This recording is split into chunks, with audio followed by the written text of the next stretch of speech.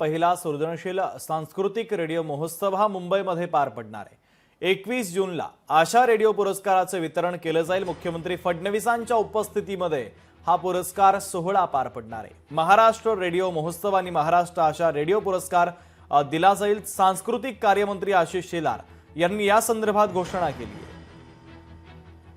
Maharashtra radio महोत्सव हा आम्ही शासनाच्या वतीने सांस्कृतिक कार्याच्या विभागाच्या वतीने या आम्ही करण्याचं नियोजित केलंय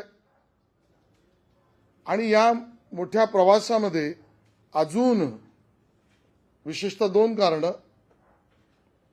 जे आहेत त्यांचा कला गुणांच्या विविध निर्माण होणाऱ्या पद्धतीला प्रोत्साहन मिळणं आणि त्याहीपेक्षा महत्त्वाचं म्हणजे आता एफएमच्या आणि कम्युनिटी रेडिओच्या जमान्यात माझ्या मराठीला प्राधान्य मिळालं।